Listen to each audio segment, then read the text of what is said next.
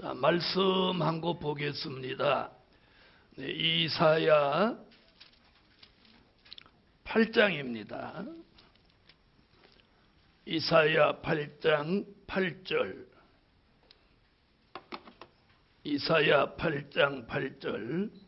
흘러 유다에 들어와서 창일하고 목에까지 미치리라. 임마누엘이여, 그의 펴는 날개가 내 땅에 편만하리라 하셨느니라. 아멘. 네, 오늘 오전에는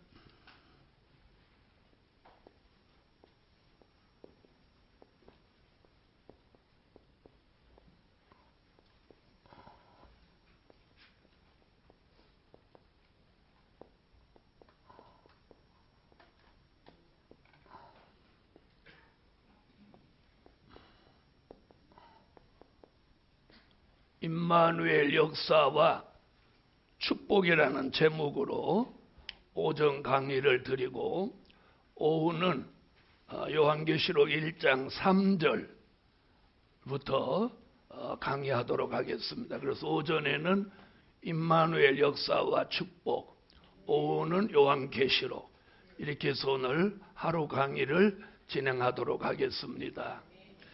여러분, 기독교의 역사는요, 기독교의 역사는 임마누엘로 시작하여 임마누엘로 마칩니다. 그러니까 시작도 임마누엘, 아멘. 또 마치는 것도 임마누엘이에요. 그러니까 기독교의 전체가 뭐예요? 그 자체가 임마누엘이에요. 자, 임마누엘이 뭐죠? 하나님이 우리와 함께 하신다. 할렐루야. 그래서 2017년이 시작되는 이 첫 번째 세미나에 오늘 임마누엘로 시작합니다. 그래서 여러분 한 해 동안 임마누엘 날개 아래 여러분을 덮어주셔서 하나님의 보호, 하나님의 은총이 함께 하시기를 예수 이름으로 축원합니다. 자, 시작하는 임마누엘은 이사야 7장 14절, 처녀가 잉태하여 아들을 낳으리니 그 이름을 임마누엘이라 하리라. 이게 임마누엘의 시작입니다. 다시 말하면 임마누엘 시작은 예수 탄생입니다. 자, 그럼 임마누엘의 마치는 역사는 뭐냐? 오늘 본문 이사야 8장 8절, 임마누엘의 날개를 활짝 펴서 그 날개로 세계를 덮는 거예요. 그것이 임마누엘의 마치는 역사인데, 이게 뭐냐? 이것이 그리스도의 나라입니다.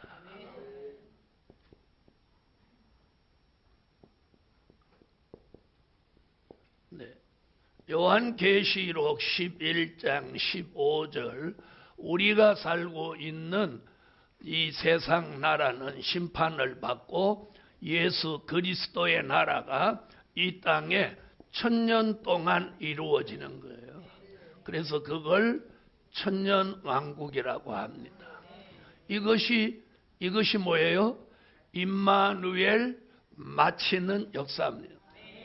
그래서 오늘은 임마누엘로 시작하여 임마누엘로 맞춰지는 것을, 전체 흐름을 한번 말씀해 드리려고 합니다. 오늘 이 강의를 들으시면서 본인이 지금까지 알고 계시던 임마누엘 역사와 제가 전하는 임마누엘 역사가 어떤 차이점이 있으며 얼마나 더 진보된 것인지 여러분이 이렇게 구분해 보시면 크게 은혜 받는 시간이 되실 줄 압니다. 우리는 지금까지 시작하는 임마누엘밖에는 잘 몰랐어요. 마치는 임마누엘이 이 시대에 필요합니다. 그래서 시작하는 걸 알파라고 하고 마치는 걸 오메가라고 합니다. 다시 말하면 기독교의 역사는 알파와 오메가, 시작과 끝. 아멘. 이것이 뭘로? 임마누엘. 다 같이 임마누엘. 자, 그래서 오늘 기독교의 역사는 임마누엘로 시작하여 임마누엘로 마친다. 자, 그래서 오늘 임마누엘 역사 하나를 오늘 2017년 1월 달에 이렇게 연휴 껴서 바쁜 중에도 여러분이 오셨으니까 오늘 다 공부하고들, 야, 임마누엘이 이런 거구나. 아멘. 자, 첫째,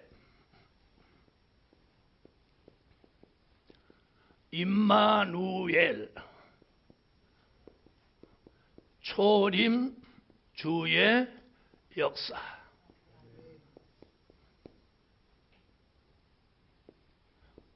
이사야 7장 14절.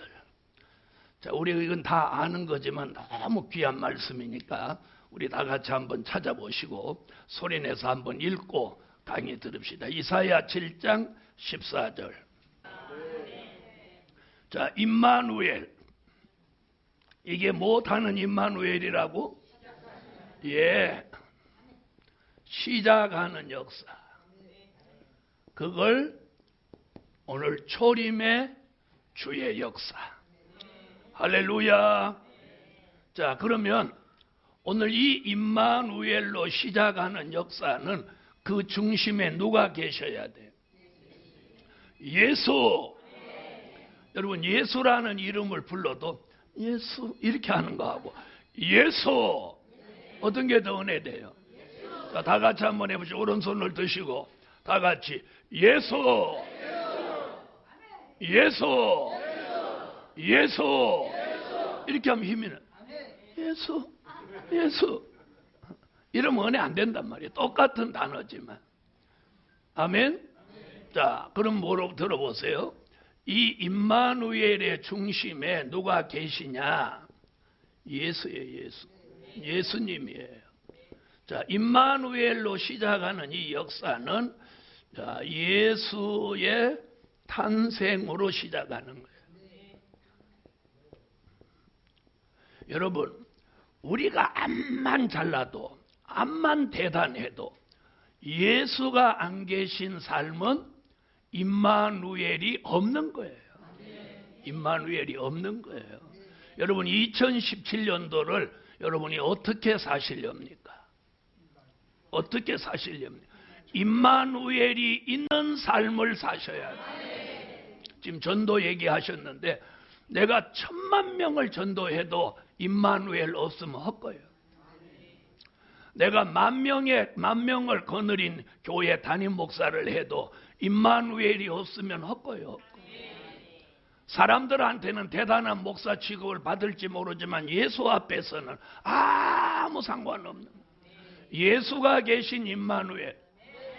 그래서 2017년 한 해는 예수가 계신 임마누엘이 있는 한 해로 살아가십시오.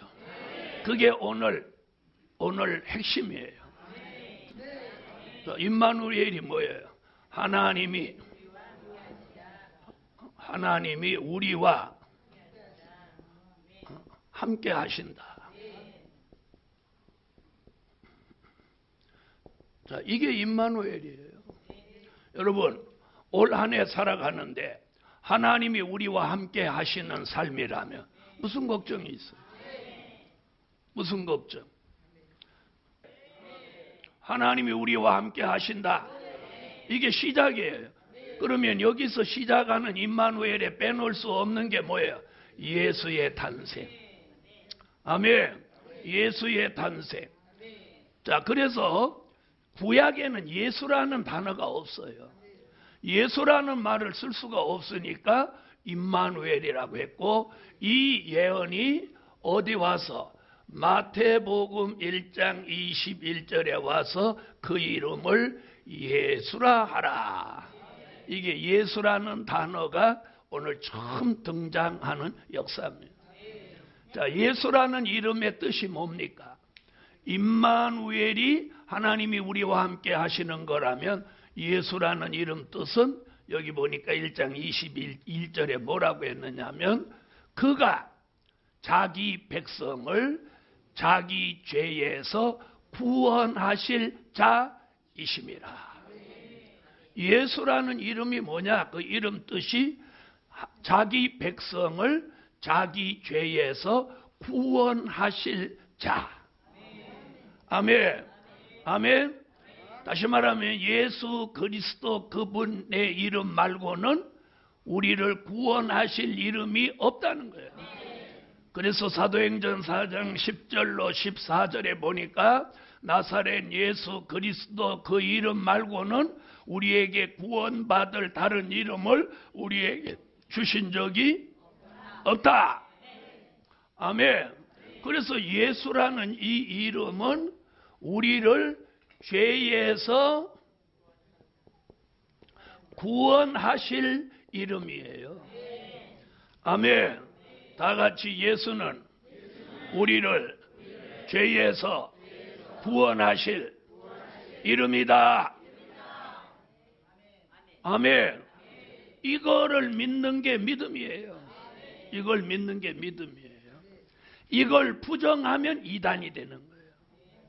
이걸 시인하는 사람은 절대로 이단이 될 수 없는 거예요. 자, 임마누엘의 시작은 어디로부터? 예수 탄생. 그럼 예수님이 육신의 몸을 입고 왜 오셨느냐는 거예요. 자, 이 예수는 본래는 요한복음 1장 1절에 말씀으로 하나님과 함께 계셨던 분이에요. 맞으시면 아멘 하세요. 그 예수 그리스도가 요한복음 1장 14절에 말씀이 육신이 되어서 우리 가운데 오셨어요. 이걸 우리가 독생자, 성육신 뭐 이렇게 표현합니다. 독생자. 아멘. 예수는 독자라고 하면 안 되는 거예요. 독생자. 아멘. 전 세계 역사를 막론하고 유일하신 한 분. 한 분. 그래서 독생자, 한 분 예수 이렇게 표현하는 거예요. 할렐루야. 또 어떤 목사님은 저한테 꼭 문목사 얘기할 때 처녀가 잉태해서 아들을 낳았다고 할 때 꼭 처녀라는 말만 하지 말고 동정녀라는 말을 꼭 넣어달라. 그래서 네 알았습니다. 아주 대선배님이 그렇게 얘기해요. 왜 그러냐 하고 말씀을 드렸더니 자, 기독교를 폄하하려는 사람들이 처녀가 애 낳아도 할 말이 있나? 이런 식으로 몰고 간다는 거예요. 무슨 말인지 아시겠죠? 그래서 처녀 옆에다가 동정녀 탄생. 아멘. 자, 그래서 말씀이 무엇이 되셨어요? 육신이. 그래서 말씀으로 계시던 주님을 우리는 다윗의 뿌리라고 하고. 아멘. 그리고 육신이 되신 예수를 다윗의 자손이라고 합니다. 맞으시면 아멘. 다윗의 자손. 자, 이걸 다른 쪽으로 말하면 다윗의 뿌리는 신성 예수. 다윗의 자손은 인성 예수라고 합니다. 자, 이 자체가 뭐예요? 임마누엘이에요. 이 자체가 임마누엘. 그래서 예수 그리스도는 다윗의 뿌리요 자손이다. 그래서 이사야 11장 1절에 보니까 이걸 뭐라고 표현했냐면 이새의 줄기에서 한 싹이 나며 그 뿌리에서 한 가지가 나서 결실할 것이요. 이새는 다윗의 아버지 이름이거든요. 그래서 예수님은 다윗의 뿌리가 되시고 또 다윗의 자손이 되시는 거예요. 다윗의 뿌리라고 하는 것은 말씀으로 다윗보다 먼저 신성 예수로 계셨던 그분을 말합니다. 아멘. 그 예수가 말씀이 육신이 되심으로 다윗의 계통으로 나셨으니 이를 다윗의 자손 인성 예수라고 합니다. 자, 이것을 요한계시록 22장 16절에서 나 예수는 다윗의 뿌리요 자손이니 곧 광명한 새벽별이라. 아멘. 자, 다 같이 나 예수는 다윗의 뿌리요 자손이니 곧 광명한 새벽별이다. 할렐루야. 그래서 다윗의 뿌리라고 하는 건 말씀으로 계시던 신성 예수, 다윗의 자손이라고 하는 건 말씀이 육신이 되셔서 우리 가운데 독생자로 나신 인성 예수. 그래서 예수님은 신성과 인성을 겸하셨고, 그러면 우리는 뭘 가지고 있느냐? 영성과 인성을 가지고 있습니다. 또 우리도 신성과 인성 이렇게 하면 큰일 납니다. 우리는 뭐예요? 자, 따라왔어요. 예수는 신성과 인성. 우리는 영성과 인성을 가지고 있어요. 우리는 신성이 아니고 영성을 가지고 있어요. 영성이 있으신 분 아멘. 아멘. 자, 이것이 임마누엘입니다. 할렐루야. 자, 그럼 예수 그리스도가 말씀으로 그냥 계시지 왜 육신을 입고 이 땅에 오셨느냐는 거예요. 자, 여러분, 하나님께서는 인류를 구원하시려고 구약 수천 년 역사를 들여다보면 선지자들을 끊임없이 보내가지고 이스라엘 민족에게 회개를 원했어요. 아멘. 그랬더니 이스라엘 민족이 회개는 하지 않고 선지자들을 보내기만 하면 다 잡아치기 뿌는 거예요. 최 마지막 선지자가 누구? 말락입니다. 자, 말락이라는 선지자를 보냈을 때 이스라엘 민족 히브리 사람들은 얼마나 죄를 많이 지었느냐면 말라기 1장에 보면 제단 부패를 지적했어요. 제단 부패. 제단 부패가 뭐냐? 하나님 앞에 흠 없고 잘못되지 장애가 없는 것들로 제사를 드려야 되는데, 자, 제사도 이게 어쩌다 1년에 한 번씩 드려야 뭐 좋은 걸 드리죠. 툭하면 드려야 되는데. 그렇죠? 자, 그러니 소를 잡고 양을 잡고 염소 잡고 비둘기를 잡는데 이것도 막 수시로 드려야 되니까. 왜? 수시로 범죄하니까. 그렇죠? 그러니 사람인데 아까운 마음이 생기겠어? 안 생기겠어? 아니, 생기겠어? 안 생기겠어? 그게 문제야. 왜 대답을 그렇게 안 생깁니다 이렇게 해야 되는데 그 시대 사람이나 이 시대 사람이나 똑같아. 지금 봐, 생긴다잖아. 제가 그렇게 물어보면 안 생깁니다 이래야지. 여러분, 그 시대 사람이 외양간에 가서 눈 먼 거, 절룩거리는 거, 흠 있는 거, 꽁지 빠지는 거 찾는 거나 우리 시대 사람이 지갑을 이렇게 열고 1,000원짜리 찾는 거나 뭐가 달라?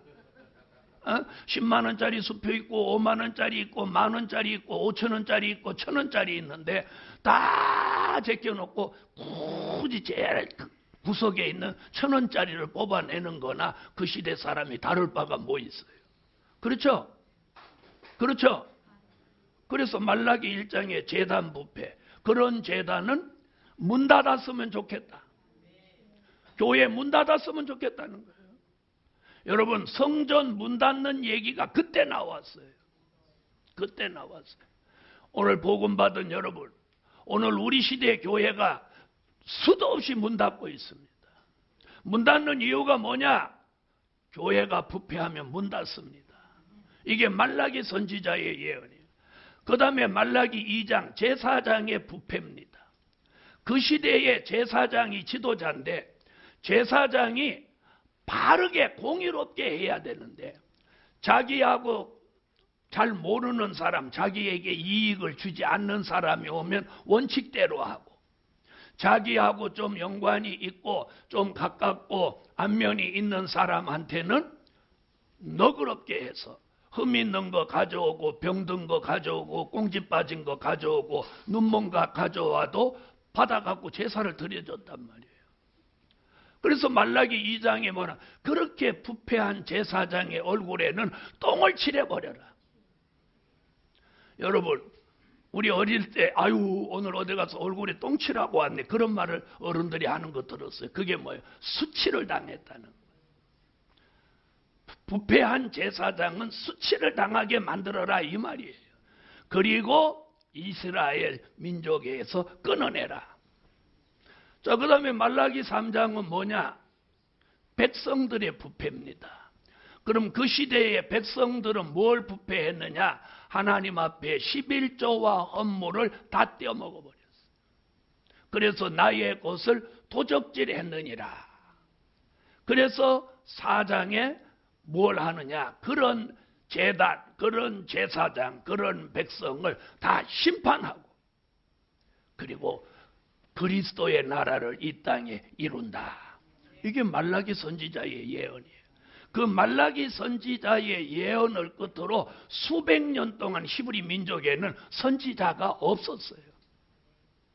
그러니까 히브리 민족이 선지자가 없으니 깝깝하죠.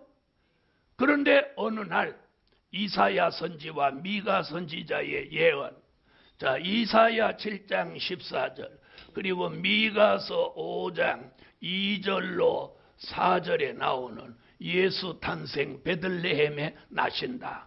이 선지자 이사야와 미가, 이 선지자가 동시대 사람인데 이 선지자의 예언이 마태복음 1장 18절로 21절에 와서 예수가 나시는 거예요. 아멘. 자, 그러니까 그 죄를 구약에서는 양을 잡고 소를 잡아서 비둘기라도 최소한 드려야 되는데 그 번제물을 가지고 범죄하니까 다시 속죄를 받을 길이 없는 거예요. 여러분, 엘리 제사장과 그 자녀들이 속죄 못 받은 이유가 뭔지 아세요? 재물을 갖고 장난쳤기 때문에 속죄 받을 길이 없는 거예요. 그래서 다시 한번 인간에게 구원의 길을 주신 게 예수가 속죄물이 되시는 거예요. 무슨 말인지 아세요? 또 양 잡고 소 잡으라고 하면 또 뭐 어떤 놈 또 갖고 올 거니까. 에? 자, 여러분, 오늘 여기 종로 5가 오시는데 양 한 마리 가지고 오십시오. 비둘기라도 가지고 오십시오. 그럼 여기 오실 분 계세요? 이 추위에? 할렐루야. 네, 그 가정의 축복이, 그 교회의 축복이 한 분만 딱 있으면 가져온다. 그러니까 없다는 얘기지 지금. 지금 저 얘기는 없다는 거야. 그러니까 있으면 가져오는데 없으니까 못 가져온다. 결국 못 가져오는 거예요. 그럼 오늘 굉장히 잘 들어보세요. 말라기 선지 시대에 이스라엘 사람들이 뭐라고 했냐? 야, 양 잡고 소 잡는 게 이게 얼마나 범패스럽냐 이렇게 말했어. 그 말이 맞아. 여러분, 오늘 여러분이 저 앞에다가 여기다 지금 제단 하나 올려놓고 양 잡고 저 문에서 소 잡아서 여기다 갖다 놓고 불 때 갖고 제사 드리면 여기다 이제 환풍기 설치하고 이래 갖고 이렇게 하면 오늘 뭐 강의는 무슨 강의? 제사 드리다 끝나는 거지. 맞아요, 안 맞아요? 그런데 얼마나 이 범패스럽다는 말 한마디에 하나님이 법을 확 바꿔버린 거예요. 네 말도 맞다. 범패스럽겠다. 그래서 히브리 9장 12절로 14절에 하나님의 아들 예수 그리스도를 단번에 십자가에 달려 돌아가시게 하고, 아멘. 그 누구 이름 하나로 그 십자가에 달려 돌아가신 어린 양 예수 이름 하나만 내놓으면 양이나 소나 비둘기 필요 없이 하나님 앞에 무엇이든지 다 상달되게 되었어요. 그러니까 더 이상 무슨 못하는 말 필요 없어. 범패스럽다는 말이 필요 없어. 아멘. 범패스러운 말 필요 없죠? 필요 없단 말이에요. 필요 없어. 우리가 얼마나 감사한가. 우리가 그 시대에 태어났으면 오늘 어떻게 암만 추워도 최소한도 비둘기 한 마리를 들고 와야 돼. 그렇죠? 근데 이 시대에 태어나서 누구 공로로 말미암아? 예수. 이 얼마나 감사한 거야. 그날 말라기서를 읽어보니까 그렇게 나왔어. 이게 얼마나 번패스럽냐. 그 말이 일리 있어. 그래서 하나님도 범죄한 그들이 부르짖는 말씀을 들으시고, 그래 네 입장에서 보면 번패스럽겠다. 그럼 없애버리자. 그래서 율법의 가장 핵심인 제사법을 바꿔놓으신 거예요. 그럼 다른 법은 그냥 있냐? 다른 법은 그냥 있습니다. 제사법만 바뀐 거예요. 자, 예수가 한 마리의 양이 되셔서 돌아가시는 거예요. 그게 뭐예요?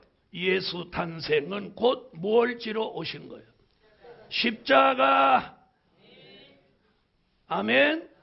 자, 그래서 우리가 예수 그러면 제일 먼저 생각나는 게 뭐예요? 동정녀가 아니고 십자가입니다. 그래서 우리가 예수 그러면 제일 먼저 생각나는 게 십자가입니다. 십자가. 여러분, 이렇게 십자가 하면 다 십자가 아니에요. 십자가는 두 가지가 있어요. 수직 십자가와 수평 십자가가 있어요. 여러분, 십자가를 만들 때 수직 십자가를 만들어야 돼요. 이게 무슨 말인지 아세요? 자, 수직 십자가. 다시 말하면 잘 보세요. 이걸 먼저 그리고 이걸 나중에 그리면 이게 수평 십자가가 되는 거예요. 무슨 말인지 이해하셨어요? 다시 말하면 자 보세요. 이렇게 하면 이건 수평 십자가예요. 이렇게 만들어야 돼요. 수직이 뚫리도록. 알아들으세요? 저는 어느 교회든지 가면 그 교회 십자가부터 먼저 보는 거예요. 그 교회 담임 목사가 수직 십자가를 제대로 아는지 모르는지. 여러분, 수평은 인간과 인간 관계를 말한 거고, 수직은 하나님과 인간 관계를 말한 거예요. 그러면 인간이 하나님과 우선이 돼야 돼요. 그 다음에 인간 관계예요.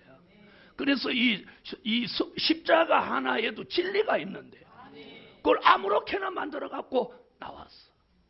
그러면 십자가의 진리를 아는 사람을 볼 때 무식하다고 보는 거예요.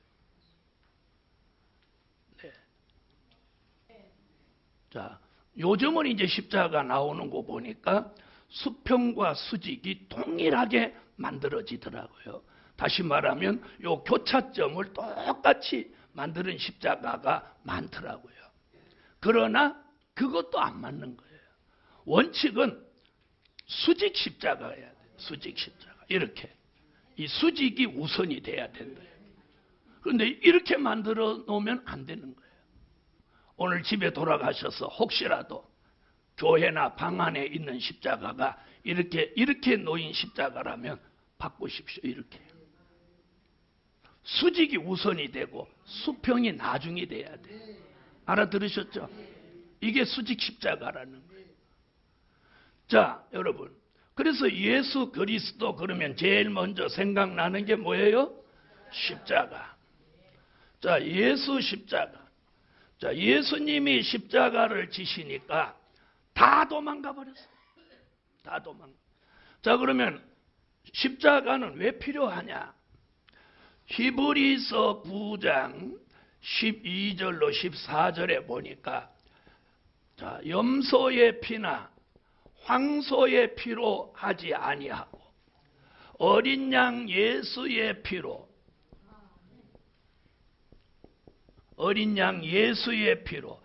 영원한 속죄를 이루셨다. 맞으시면 아멘. 다 같이 받아합시다. 염소의 피나 황소의 피로 아니하고 어린 양 예수의 피로 영원한 속죄. 아멘. 여러분, 예수 이름 부르면 속죄를 받는 거예요. 속죄. 자, 이것이 임마누엘 초림의 주의 역사예요. 자, 여러분 평생 강도질하고 예수님과 함께 십자가에 못 박혀 돌아가던 우편 강도가 자, 자기 옆에 돌아가시는 예수를 보면서 그가 구원받을 사람이 되니까 갑자기 심경에 변화가 일어났어. 그래서 예수를 바라보고 이렇게 말합니다. 주여, 당신의 나라에 임할 때 나를 기억하소서. 예수께서 가라사대 네가 오늘 나와 함께 낙원에 있으리라. 아멘. 이게 우편 강도가 구원받은, 아주 십자가에서 구원받은 역사적인 큰 사건입니다. 할렐루야. 자, 여러분, 우리는 여기 오신 분들이 강도같이 살지는 않았습니다. 자, 그런데 강도라도 주님 앞에 고백하니까 구원에 이르렀어요. 이게 십자가예요. 이게 십자가. 할렐루야. 그런데 못된 인간들이 예수 말고 다른 종교에도 구원이 있다고 말하고 있어요. 나 이런 사람이 왜 벼락 안 맞고 사는지 이해를 못해요. 그럼 왜 벼락을 안 때리냐? 예수 십자가. 네. 전 인류의 죄를 예수님이 대속하셔서 돌아가신 그 공로로 말미암아 지금 죽어 마땅한 사람도 이렇게 유보해 놓고 있는 거예요. 이게 십자가예요. 이게 십자가예요. 이게 십자가. 자, 이거 말고 뭐 더 다른 게 뭐예요? 이게 십자가예요. 자, 이게 뭐예요? 임마누엘 초림주의 역사. 이걸 우리가 알고 있는 거예요. 자, 예수님은 돌아가셨는데 3일 만에 부활하셨어요. 여러분, 부활이라고 하는 것은 인간이 이 땅에 생명체로 온 사람은 다 죽었다가 부활합니다. 예수만 부활하는 게 아니고. 아멘. 자, 그래서 예수의 탄생, 십자가, 부활, 그리고 40일 만에 승천. 아멘. 이것이 뭐예요? 임마누엘 초림주의 역사. 저는 오늘 이거 설명하려고 하는 거 아니에요. 이것이 기본이니까 하는 거예요. 저는 다음 설명을 하려고 하는 거예요. 자, 이건 여러분이 다 아시는 걸 제가 좀 이렇게 쉽도록 정리를 해 놓은 거고, 다음 얘기가 중요하다는 거예요. 자, 그래서 두 번째,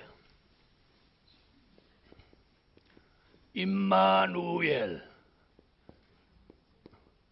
재림 주의 역사. 여러분이 오늘 잘 아셔야 될 게 이거예요. 임마누엘 재림 주의 역사. 자, 이것이 오늘 이사야 8장이에요. 자, 지금까지 많은 종들이 이사야 7장 14절에 임마누엘만 말씀했어요. 그런데 이사야 8장에 임마누엘 얘기가 또 나오는 거예요. 자, 그러면 다 같이 이사야 8장 8절을 한번 찾아보시죠. 임마누엘, 똑같은 임마누엘인데 7장 14절과 8장 8절은 어떤 차이가 있는지, 아마 여기 계신 분들 대부분이 이사야 7장 14절에 임마누엘 얘기만 많이 들으셨고 또 전하셨을 거예요. 오늘은 8장 8절이 중요합니다. 자, 8장 8절 읽어주세요.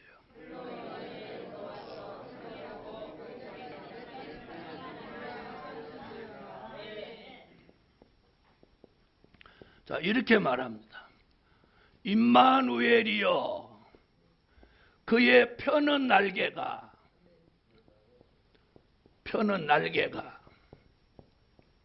내 땅에 편만하리라. 그럼 아까 이사야 7장 14절과는 내용이 다른가요? 같은가요? 임마누엘이라는 단어만 같지 내용은 다르다는 거예요. 이게 뭐가 다르냐? 이게 바로 재림주의 역사예요. 아까는 예수가 나시는 자체가 임마누엘이에요. 그런데 그 임마누엘이 뭘 펴? 날개를 쫙 펴서 우리가 살고 있는 이 땅에 편만하리라. 그럼 그 날개를 쫙 펴서 우리가 살고 있는 이 땅을 덮어버린다는 거예요. 이게 뭐예요? 임마누엘 재림의 역사예요. 그럼 이 임마누엘 날개를 펴서 이 지구를 딱 덮으면 어떻게 되냐? 이것이 에덴의 회복이에요. 아멘. 인류가 범죄하여 잃어버렸던 에덴을 다시 회복하는 거예요. 그러기 위해서 임마누엘 재림주의 역사가 일어나는 거예요. 자, 초림의 주가 오신 목적은 십자가를 지고 인류를 죄 가운데서 구원하실 목적이었답니다. 재림의 주가 다시 오신다는 거 믿으시면 아멘. 가실 때 약속했죠. 다시 오신다. 아멘. 그럼 그분이 다시 오시는 목적이 뭐냐? 그게 임마누엘. 어떻게 하는? 그 날개를 펴서 이 땅에 편만하게 한다. 그래서 이루어지는 나라가 에덴 회복이고, 이것이 계시록 11장 15절에 그리스도의 나라예요. 이것이 1000년 동안 이루어진다고 해서 천년왕국이라고. 그런데 우리 시대 사람들은 뭐 무천년설, 전천년설, 후천년설 하면서 천년왕국이 없다는 거예요. 자, 그런데 성경은 예수 그리스도가 이 땅에 오셔서 우리가 살고 있는 이 세상 나라에다가 에덴의 회복을 완성하시니 그 나라가 그리스도의 나라. 천년왕국이라는 거예요. 할렐루야. 그래서 요한계시록 20장 1절부터 7절 사이에 천년이라는 단어가 무려 6번이나 등장합니다. 천년, 천년, 천년 이런 말이 무려 몇 번? 6번이나 등장합니다. 천년, 천년, 천년, 천년. 이래도 사람들은 천년왕국이 없다, 안 온다, 별소리를 다 합니다. 자, 이것이 임마누엘 재림주의 역사입니다. 자, 그렇다면 임마누엘 재림주의 역사는 어떻게 이루어지느냐? 자, 4가지입니다. 임마누엘,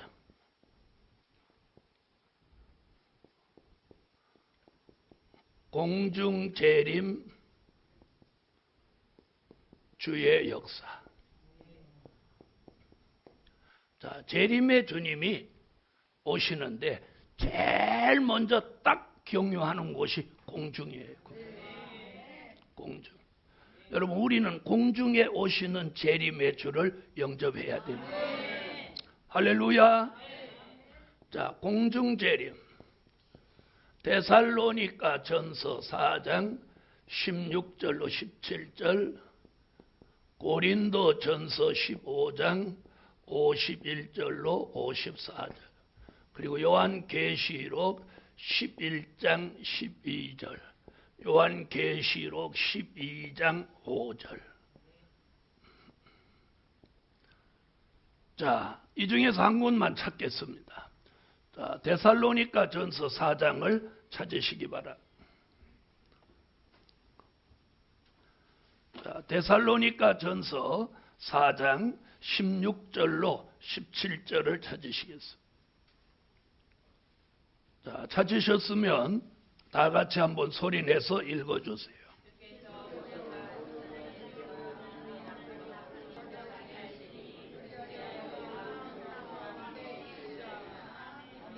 자, 공중으로 끌어올려 주님과 항상 함께 있게 된다. 자, 이것이 우리가 주의 재림을 사모하고 있는 목적이에요. 자, 그 다음에 요한계시록 11장 12절. 이 4곳을 다 읽어야 되지만 4곳을 다 읽으면 시간 가니까 계시록 11장 12절. 자, 읽어주세요.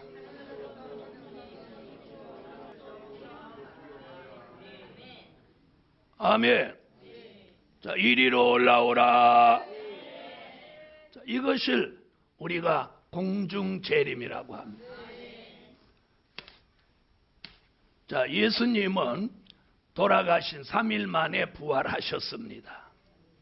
자, 바로 예수님이 공중에 오시는, 예수님이 3일 만에 부활하시고 40일 동안 제자들을 만나시고 보좌에 가 계시다가 앞으로 이제 공중에 오셔서 우리를 부르셔요.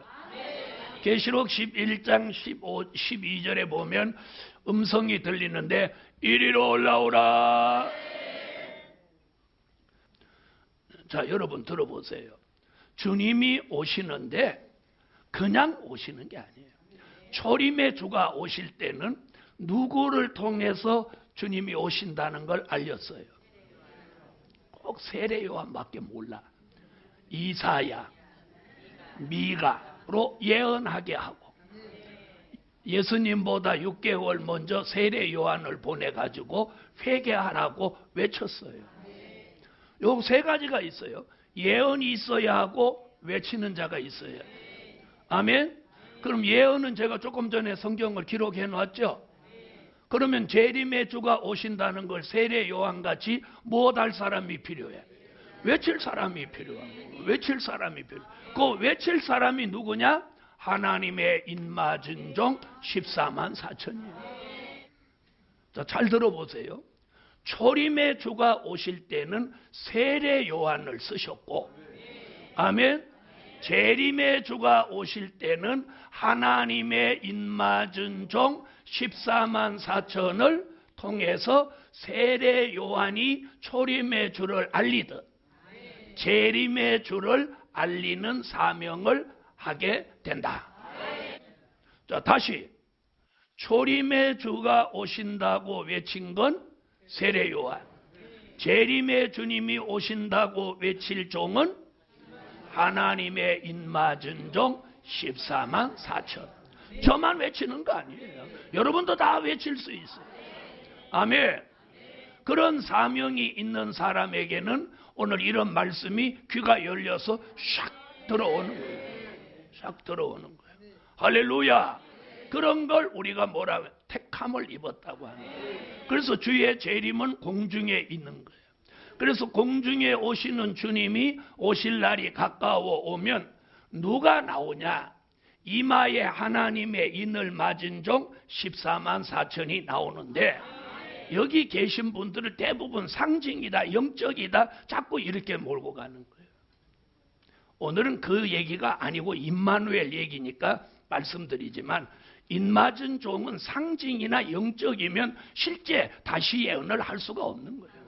세례 요한이 실제 존재하지 않는 사람이면 초림의 주를 어떻게 외치고 회개하라고 요단강물에서 어떻게 물로 세례를 줄 수 있겠어요, 여러분? 14만 4천에 대한 인식이 달라져서 그런 거예요.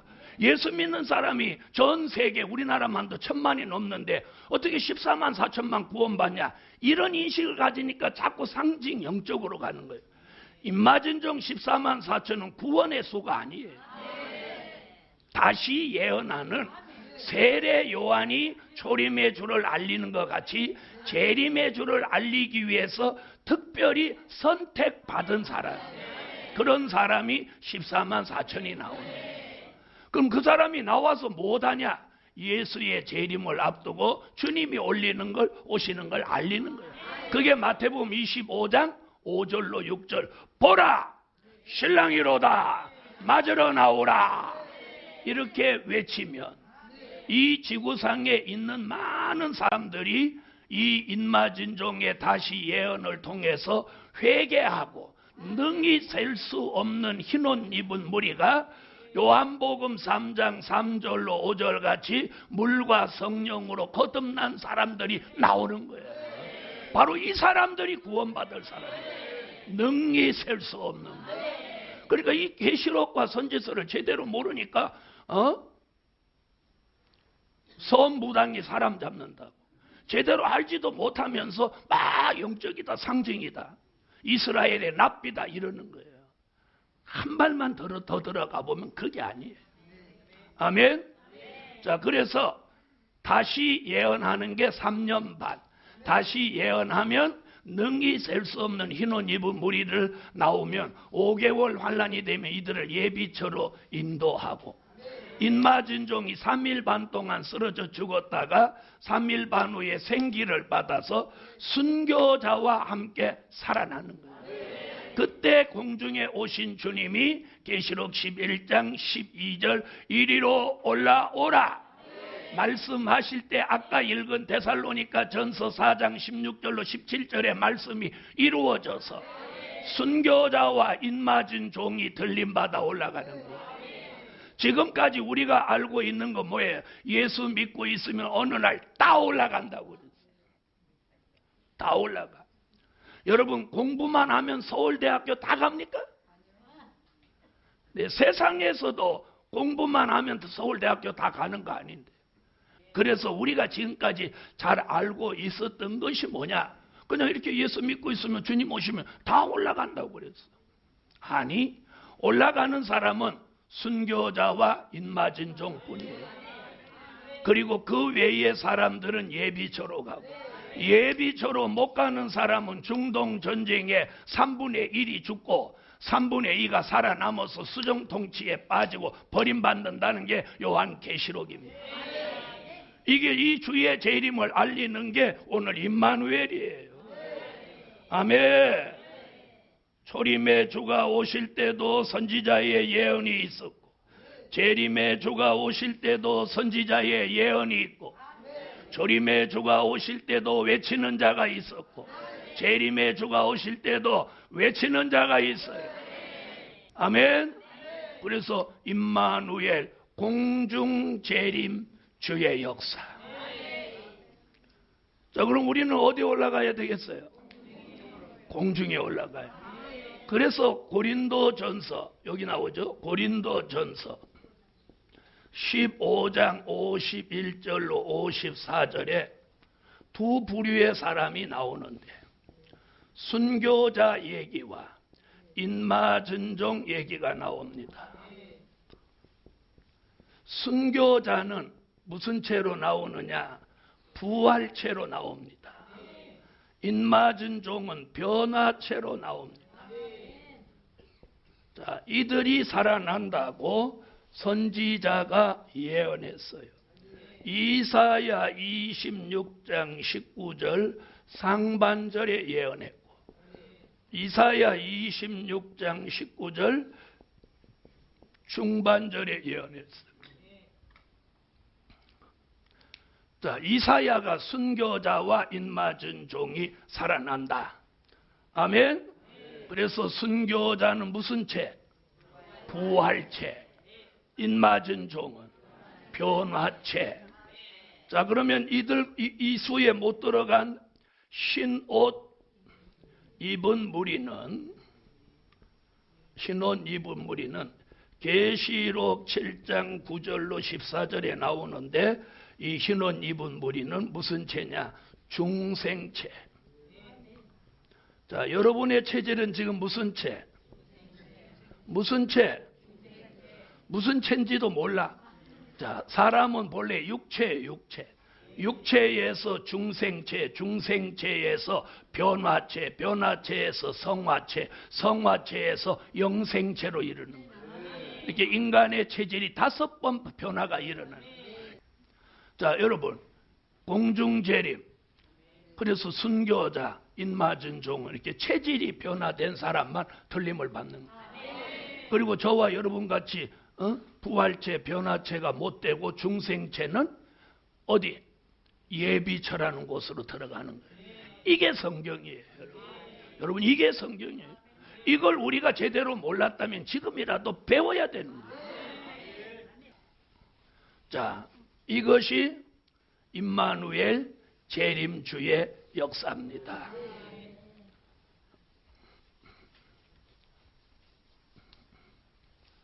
자, 그 다음 두 번째. 자, 임마누엘, 지상, 강림의 역사. 자, 여러분, 공중에 오셨던 주님이 이제 지상에 오신다는 거예요. 아멘? 자, 한번 보세요. 예수님이 초림 때도 보좌의 말씀으로 계시다가 동정녀 모태를 경유해서 세상에 나셨죠? 그랬어요? 안 그랬어요? 그랬죠? 근데 이번에도 어디를 경유해서? 공중을 경유해서 지상에 오시는 거예요. 이 땅 위에 오신단 말이에요. 자, 땅에 오신다는 말씀이 계시록 14장 1절입니다. 자, 성경을 다 같이 한번 찾아요. 계시록 14장 1절. 자, 계시록 14장 1절 다 같이 읽으세요.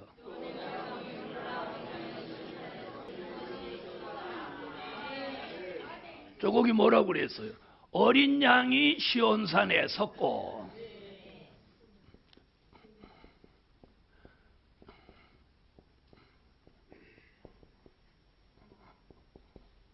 그와 함께 14만 4천이 섰는데, 자, 그러면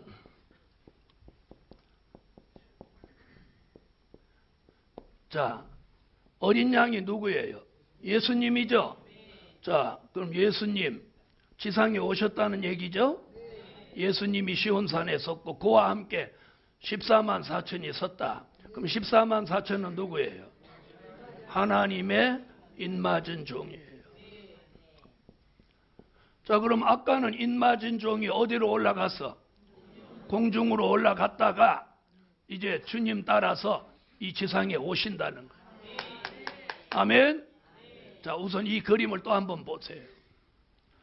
이 강의에는 이 그림이 아주 필수적이에요. 자, 여기서 올라갔다가 공중에 얼마 동안 있냐? 중동 전쟁 수종 통치 시대를 지나서, 수종 통치 시대가 3년 반인데 3년 반 지난 후에 주님이 지상에 오시는 거예요. 지상에 오실 때 혼자 오시는 게 아니고 순교자와 인맞은 종을 데리고 오시는 거예요. 아멘. 그래서 아까 데살로니가전서 4장 16절로 17절에 뭐라고 하죠? 항상 주와 함께 있으리라.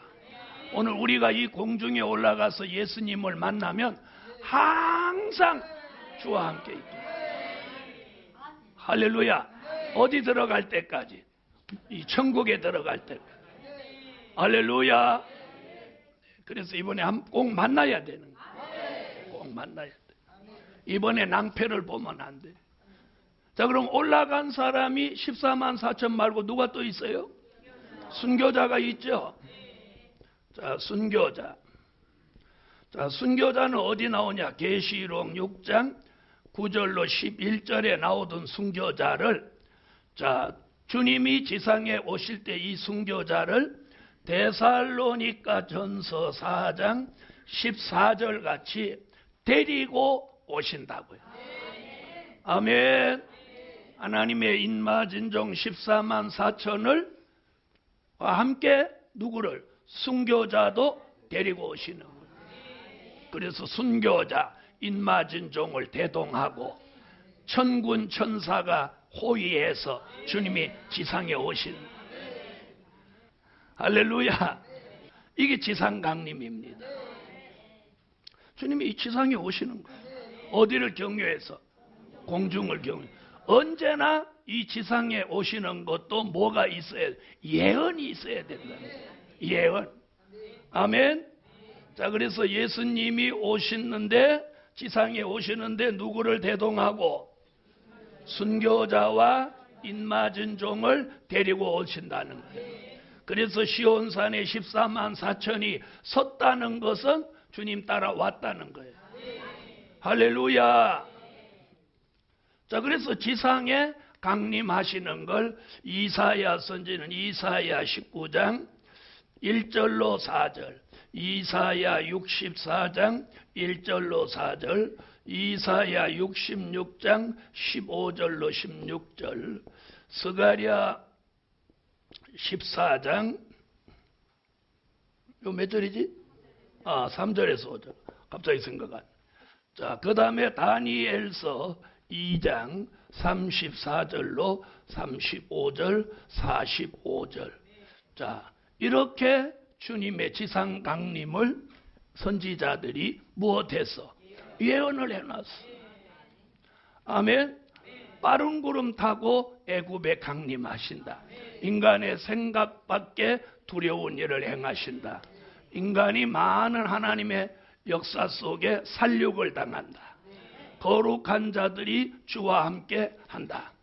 뜨인 돌이 우상을 쳐서 다 세상을 없애야 하고 그분의 나라를 이룬다. 이게 선지자들의 예언이에요. 이사야, 스가랴, 또 다니엘, 그 다음 하박국 3장 3절로 10절에 자, 그가 서신즉 발밑에서 불이 나오고 온 세계가 심판한다. 자, 이런 것이 임마누엘 재림의 주 지상 강림하시는 역사예요. 그럼 예수님이 지상에 왜 오시냐는 거예요. 왜 오시나요? 지상이 어떻게 돼 있냐? 주님이 지상에 오실 때가 되면 중동 전쟁을 주의 재림이 공중 재림이 있고 중동의 전쟁이 일어나서 지구에 있는 사람 3분의 1이 죽고 3분의 2가 살아남아 있는데 이때는 미영불 이 자본주의 국가의 가장 핵심 이 나라들이 전부 힘을 잃어버리고 8째 왕 러시아가 세계의 패권을 쥡니다. 저는 성경의 예언을 말씀드리는 거예요. 성경의 예언은 미국, 영국 분란선은 힘을 상실하고 다니엘서 7장 11절로 12절에 보면 8째 왕이 세계를 통치하는 시대. 그 8째 왕은 러시아인데 러시아가 세계 8째 왕이 되면서 세계의 패권을 쥐고 10나라를 신생국가로 등장시켜서 지구를 10등분해서 통치하는 시대가 수종통치 시대입니다. 여러분 앞으로 우리는 여기 들어가면 안 되겠지만 공중에 있든지 예비처에 있는 동안 이런 일이 일어나는데 이런 일이 일어나면 지구를 10등분해서 통치한다는 거예요. 그걸 계시록에서는 열불이라고 하는 거예요. 열불이라는 나라가 10나라가 나와서 러시아를 추종하고 세계를 지배하는 시대. 자, 이런 시대가 앞으로 온다는 게 성경의 예언이에요. 이런 시대가 오면 우상에게 생기를 주어 말하게 하고 우상에게 경배하고 이마와 오른손에 짐승표를 받게 하는 시대. 아멘. 이런 시대가 앞으로 온다는 거예요. 이런 시대가 안 올 것 같으면 제가 이런 일을 뭐하러 해요? 여러분 들어보세요. 자, 이렇게 앞으로 된단 말입니다. 이 되는 것에 확신이 100% 있으면 여기에 올인, 여러분 같으면 올인 하시겠어요? 안 하시겠어요? 하시겠죠? 하시는 거예요. 네. 자, 그래서 주님이 공중에 오셨다가 이 수종통치 시대를 끝내기 위해서 지상에 오시는 거예요. 지상에. 여기서 여러분이 하나 아셔야 돼요. 휴거설은 3가지예요. 환난 전 휴거, 환난 중 휴거, 환난 후 휴거. 이렇게 3가지 설이 있어요. 오늘 설이라는 얘기 처음 할게요. 환난 전 휴거는 이거 하시는 분이 이제는 접어버려가지고 그 제자들이 하는데 힘을 잃어버렸어요. 그 다음에 지금 계시록 하는 모든 분들은 환난 후 휴거를 주장해요. 근데 여러분이 이걸 아셔야 돼요. 저는 환난 중 휴거를 주장해요. 환난 중 휴거, 환난 후 휴거, 환난 전 휴거 하는데 무슨 말을 쓰면 안 되냐? 잘 들어봐요. 환난 후 휴거를 주장하는 사람은 전 3년 반, 후 3년 반을 쓰면 안 되는 거예요. 전 3년 반, 후 3년 반이라는 단어는 어떻게 나왔냐? 다니엘서 9장 27절에 한 일해의 절반 이렇게 잘라놔요. 아멘? 한 일해는 얼마예요? 7년이에요. 7년의 절반을 잘라서 후 3년 반 동안 수정통치 시대가 온다. 그러면 이 절반에 무슨 일이 있냐? 주의 재림이 있다는 거예요. 그래서 전 3년 반, 후 3년 반이라는 단어는 예수의 공중 재림을 기점에 두고 전으로 3년 반, 후로 3년 반 이렇게 쓰는 거예요. 그러니까 전 3년 반, 후 3년 반이라는 단어는 환난 중 휴거를 주장하는 사람만이 써야 되는 거예요. 여러분, 휴거 후에 일어나는 게 6째 나팔, 중동 전쟁, 수정 통치예요. 그리고 주님이 지상에 오셔서 이 나라를 계시록 16장 진노의 7 대접 재앙으로 심판하고 천년왕국 그리스도의 나라를 우리가 살고 있는 이 지구에 이루신다는 거예요. 그걸 이루시기 위하여 주님이 오신다는 거예요. 자, 이래서 임마누엘 지상 강림. 그럼 지상에 오셨어. 지상에 와서 못하냐? 그 다음 얘기예요. 오늘 그 다음 얘기하려고. 무슨 얘기든지 뭐가 필요하냐? 성경적 근거가 뒤따라야 된다는 거예요. 성경에 없는 건 자기 말. 성경에 있으면 하나님의 말씀. 아멘. 자, 세 번째. 임마누엘 심판의 주의 역사. 자, 지상에 오신 주님은 뭘 하시냐? 바로 심판을 하신다는 거예요. 아멘. 그것을 다니엘서 2장 34절로 35절에는 그걸 뭐라고 했느냐면 떠인 돌이라고 했어요. 다니엘이 가만히 기도하면서 이상을 보았더니 저 공중에 돌이 하나 이렇게 떠여 있는 거예요. 이걸 떠인 돌로 보았어요. 이 떠인 돌이 큰 금신상을 보았는데 금신상에 발등을 찍어버리는 거예요. 발등을 찍으니까 금신상이 와르르 부서져가지고 가루가 돼. 가루가 되자마자 바람이 불어서 이걸 간 곳이 없이 날려보내요. 그 우상을 친 돈이 태산을 이루어 지구에 가득하였나이다. 성경이 이렇게 기록돼요. 아멘. 그럼 떠인 돌이 누구냐? 공중에 떠인 돌이 뭐예요? 공중에 오셨던 그 주님이 지상에 오시면서 심판주가 되시는 거예요. 아멘.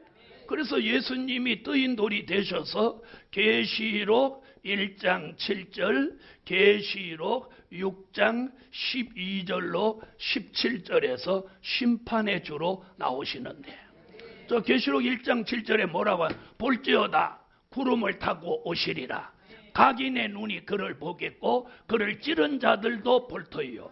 땅에 있는 족속이 애곡하리니 그러하리라. 아멘. 아멘.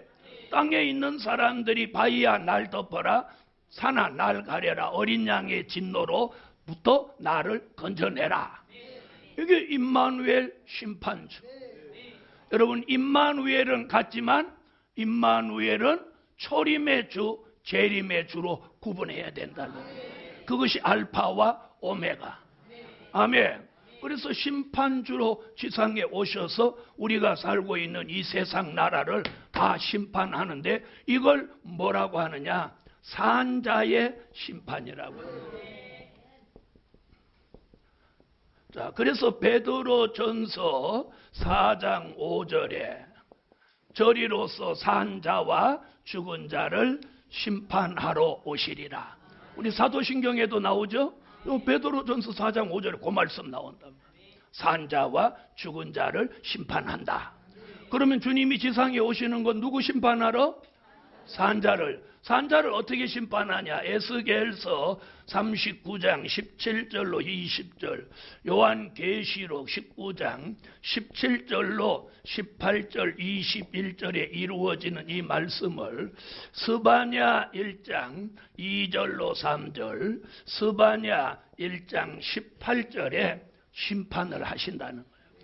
스바냐 선지가 뭐라? 여호와의 진노의 날이 이르르면 네가 가지고 있는 은과 금이 너를 구원하지 못한다. 아멘. 그러면서 뭐라고요? 공중의 새, 바다의 오족, 땅 위의 짐승, 그리고 사람을 이 땅에서 진멸한다. 이게 심판이에요. 산자의 심판. 자, 이 사람들을 에스겔이 뭐라고 하느냐? 다 육체를 죽여서 새의 밥을 만든다. 여러분, 예수 안 믿은 사람, 예수 잘못 믿은 사람 다 새밥 됩니다. 새밥. 여러분, 자신이 새의 밥 된다는 말씀이 믿어지면 예수 제대로 믿을까요? 안 믿을까요? 예수 제대로 믿겠죠? 여러분, 우리 시대에 중요한 게 뭐냐? 말만 무성하지 행함이 없다는 거예요. 그래서 행함이 없는 믿음은 그 믿음 자체가 죽은 것이라고 하는 거예요. 여러분, 그래서 에스겔 선지자가 예언했어요. 새들이 와서 사람을 다 잡습니다. 그 예언이 계시록 19장에 와서 이루어지는 거예요. 예수님의 입에 검으로 다 죽이는 거예요. 예수 안 믿은 사람, 잘못 믿은 사람 싹 다 없애버리는 거예요. 뭐 안 믿는데, 안 믿거나 말거나 죽어. 자, 이게 성경이에요. 그래서 새의 밥을 만드는 거예요. 그걸 하나님의 큰 잔치라고 말하고 있습니다. 여러분, 이런 미래가 본인이 믿든 안 믿든 기다리든 안 기다리든 이런 미래는 우리 앞에 올 수밖에 없어요. 이런 미래를 미리 내다보고 우리는 준비하는 삶을 사셔야 돼요. 그런 축복이 오늘 임마누엘입니다. 아멘. 그래서 임마누엘 심판주의 역사. 자, 한 가지만 더 하고 마치게. 자, 네 번째.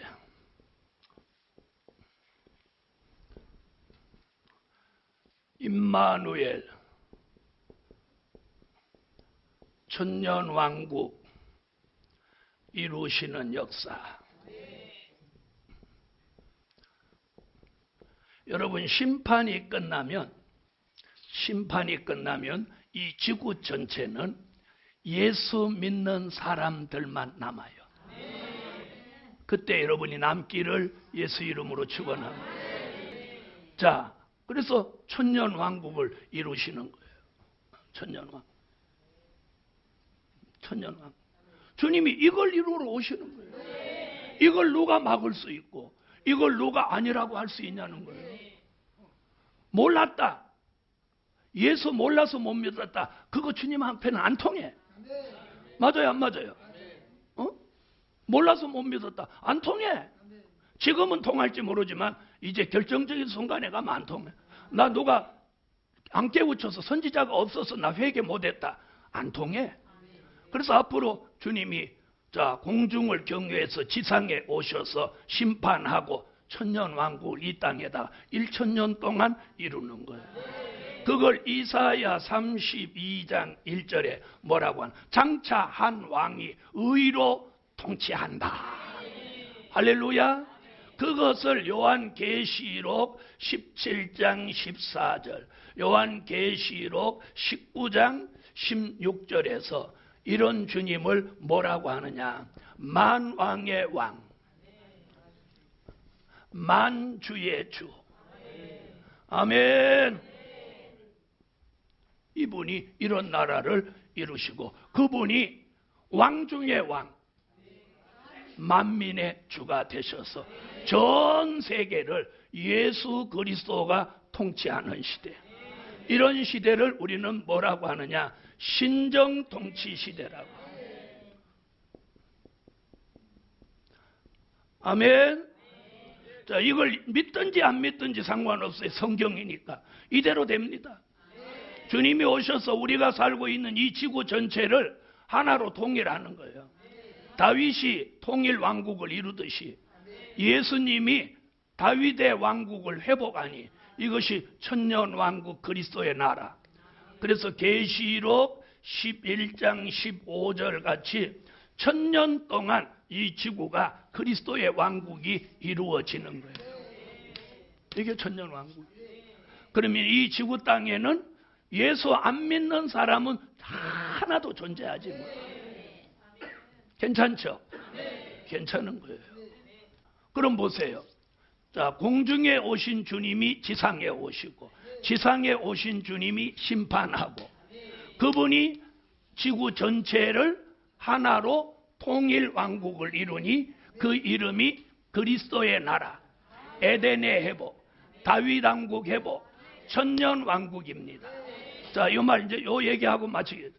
자, 그럼 천년 왕국은요 지구 전체에 이루어지는데 하나는 사랑하시는 성, 하나는 성도들의 진이에요.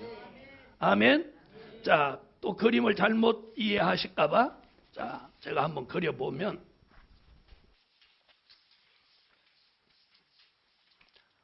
자, 이렇게 이게 지구라면 여기가 사랑하시는 성이에요. 여기가 성도들의 진이에요. 아멘.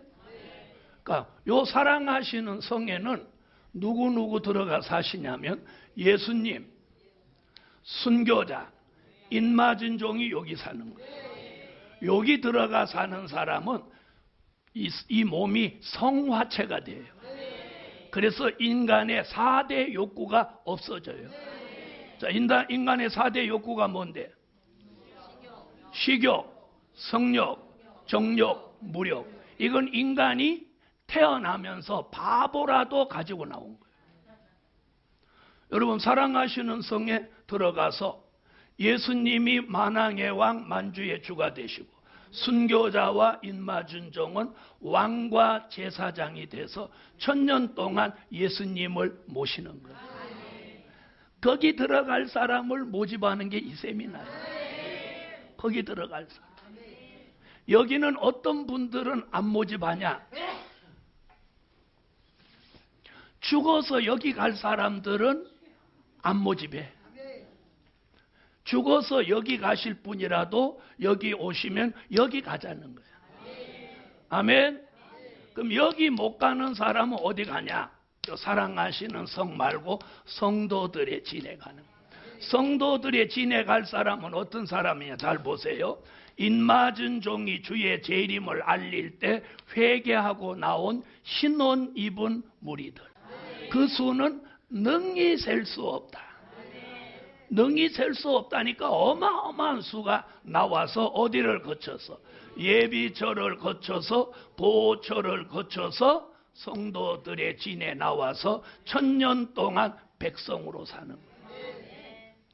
그러니까 천년 왕국은 왕이냐 백성이냐 이거밖에 없어. 안 믿는 사람은 없어. 그리고 여기는 뭐 목사, 장로, 집사 이런 개념이 없어. 왕 아니면 백성이야. 그럼 여러분은 사랑하시는 성에 예수님을 모실래요? 성 밖에 백성으로 사실래요? 네. 왕같이 살려면 왕같이 행동하고 마음 먹고 생각해야 돼. 할렐루야. 이게 우리가 가야 될 미래예요. 그러면 이런 일이 이루어지기 전에 죽은 사람은 어떻게 되냐? 예수 믿고 죽은 사람은 낙원에 가 있어요. 영원히. 예수 안 믿고 죽은 사람은 음부에 가 있어요. 이 사람들은 언제 살아나냐? 이 천년 왕국이 끝나면 백보자 심판 때 이 음부에 있는 사람, 낙원에 있는 사람이 전체가 살아나는 거예요. 전체가 살아나는데 낙원에 있는 사람은 생명의 부활, 음부에 있는 사람은 심판의 부활로 나와서 자연적 지옥으로 가고 자연적 천국으로 가는 거예요. 이것이 끝이에요. 그래서 이 천년왕국에 있던 사람은 천년왕국이 끝나면 무궁천국으로, 그리고 성도들의 진에 있던 사람들은 무궁천국으로. 그래서 우리가 들어가서 영원히 살게 될 종착지는 천국. 아멘. 여기 들어가고 나면 이 지구는 아무것도 안 살아. 그 지구를 없애는 거예요. 그게 지구의 종말. 이런 강의를 올해도 매달 한 달에 한 번씩 이 장소에서 계속 할 겁니다. 할렐루야. 그러므로 귀 있는 자는 듣고 깨달으시기를 예수의 이름으로 축원합니다. 자, 그래서 임마누엘 초림주의 역사 아까 공부했죠? 오늘 중요한 건 임마누엘 재림주의 역사, 공중재림, 지상강림, 심판주의 역사, 천년왕국을 이루시는 역사, 이 임마누엘 마치는 역사에 저와 여러분이 참여하자는 거예요. 그럴 마음이 있는 분 아멘. 아멘.